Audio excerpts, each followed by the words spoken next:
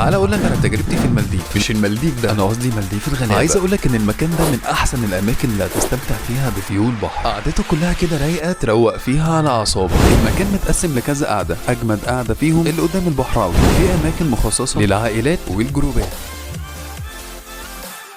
وفي مكان كمان للمناسبات، وفي كمان قعده عربي للناس اللي بتحب القعده الرايقه، وعندك اماكن مخصصه للاطفال لو انت عايز تستمتع بيومك وتسيبهم هم كمان يستمتعوا، ترجع تلاقيهم مبسوطين. يجي بقى لركن التحليه، هناك هتاكل اجمد وافلز ما اكلتوش في اي حته. اسعار الوافلز هناك بتبدا من 45 جنيه، ده غير البان كيك. صراحه طعمهم جامد قوي، وموجود كل انواع الفليفرز اللي انت بتحبها، ومن حلاوتهم انا ما قدرتش اقاوم ان انا ادوقهم كلهم. الميزه هناك ان كل النكهات اوريجينال مش مضروبه ولا مخلوطه، عشان كده انت هتستمتع بالوافلز وانت بتاكلها.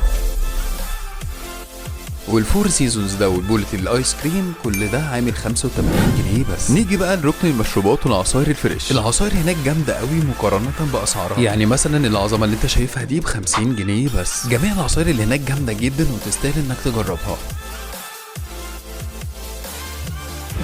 وطبعا ما يفوتش علينا ان احنا كمان نجرب الاكل. هناك هتلاقي جميع وجبات الاكل اللي انت بتحبها، مكرونات وبيتزات واللازم منه.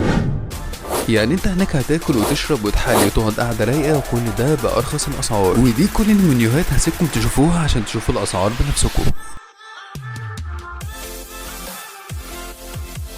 العنوان نادي المهندسين على البحر بعد كوبري ستانلي على طول. تقدر تدخل عادي بدون اي مصاريف او عضويه. اول ما هتدخل هتلاقي الكافيه على شمالك، وروح انت كمان بنفسك وجرب وقولي تجربتك كانت عامله ازاي. وما تنساش اللايك والفولو عشان يوصلك كل فيديوهاتي في اماكن جامده جدا. وسلام.